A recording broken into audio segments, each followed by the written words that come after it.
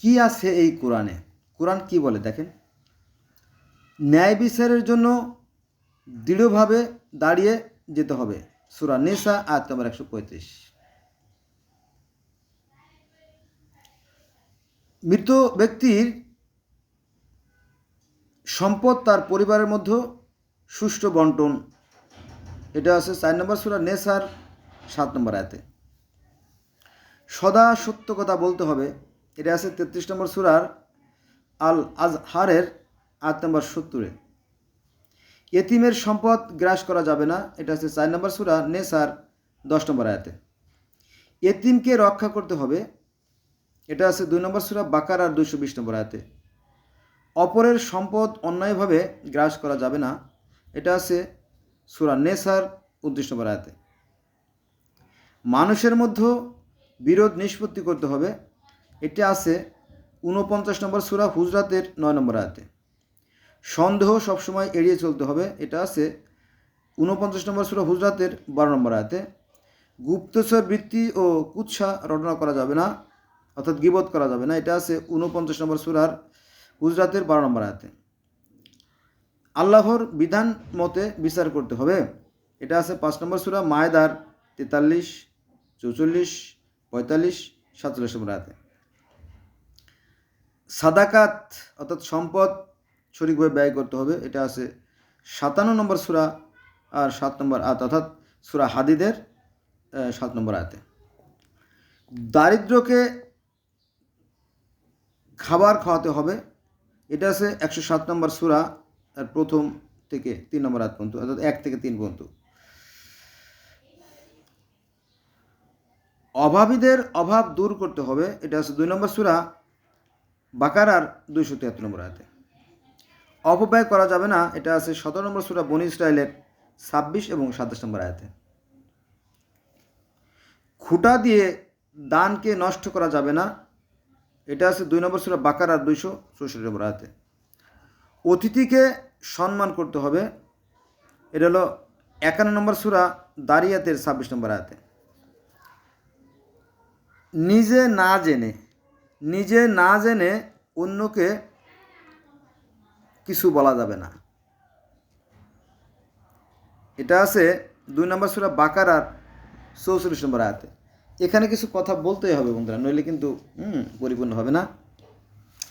মনে করেন যে আমি যেহেতু পৃথিবীর বিভিন্ন ধর্মের ছাত্র, আমি দেখেছি যে পৃথিবীর সর্বপ্রাচীনতম যে গ্রন্থ বা প্রথম লিখিত গ্রন্থ গিলগামেশের মহাকাব্য, সেখানে স্বর্গের রাজা তিনি দেবী আরুরকে বলল তুমি মাটি দিয়ে মানুষ তৈরি করো, সেখানে মাটি দিয়ে মানুষ তৈরির কথা বলা আছে। এবং মিশরীয় ফারাও রাজাদের নাকি ধর্ম ছিল না, মিথ্যে কথা।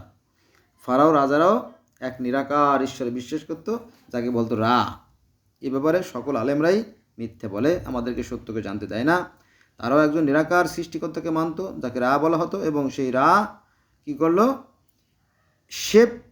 শুট নামক এক দেবতাকে বলল তুমি কাদা দিয়ে মানুষ তৈরি করো, এবং তিনি প্রথম মানব সু এবং প্রথম মানব ইত্তেফ্রাতকে সৃষ্টি করলো, এই কথা বলা আছে।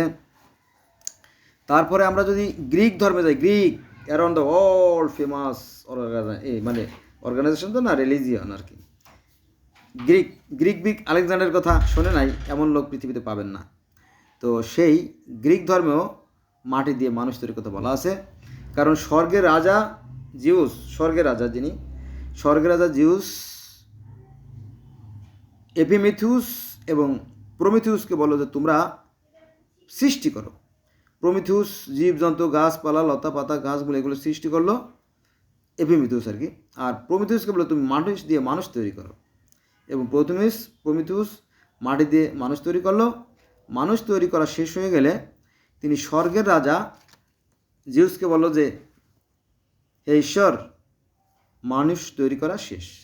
তখন স্বর্গ থেকে আর একটা দেবী গেল, তার নাম এথেনা, জ্ঞানের দেবী।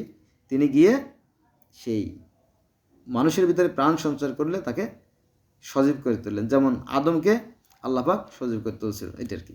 আর আপনারা জানেন যে ইসলাম ধর্মে যে মাটি দিয়ে মানুষ তৈরির কথা, এই কথা তাওরাত, জব্বুর, ইনজিল, বাইবেল, তালমুদ, জেনেসিস, কোরআন যাই বলেন, মানে এই 3-4টি ধর্মের ভিতরে এর ভিতরে সব জায়গায় একই কাহিনী বলা আছে। এমনকি সনাতন বা হিন্দু ধর্ম ওই মাটি দিয়ে মানুষ তৈরির কথা বলা আছে। বিষ্ণুকে ঈশ্বর বলল যে তুমি মানুষ তৈরি করো, সে কর্দম দিয়ে এই মানুষ তৈরি করলো। হ্যাঁ, প্রথম মানবী তৈরি করলো মনু শব্দের বাক্যে, এটা বিষয়। কিন্তু এই যে আমি যেভাবে বললাম এইভাবে ওরা জানে না, কিন্তু গায়ের জোর খাটিয়ে মানুষকে ধোঁকা দেয় যে এই ধর্ম, অন্য কোনো ধর্ম না, অথচ এটা কোরআনের বিপক্ষে যায়। আল্লাহ কোরআনে বলতেছে এমন কোনো জাতি নাই, এমন কোনো সম্প্রদায় নাই যে আমি তাদেরকে তাদের ভাষায় প্রতিপ্রেরণ করি নাই। কিন্তু হুজুর বলে কি না, হবে না। এটা খুবই দুঃখজনক বিষয়। এরা জাতিকে পঙ্গু করে দিচ্ছে। হয়তো যেমন পাপ করবে তেমন বিচার তারা পাবে, এটা আমার মাথা ব্যথা না। তারপরে আমার নৈতিক দায়িত্বের অংশ থেকে আমি কথাগুলো বলে থাকি, এটা কোরআনের বিরুদ্ধে যায়। বুঝা গেছে?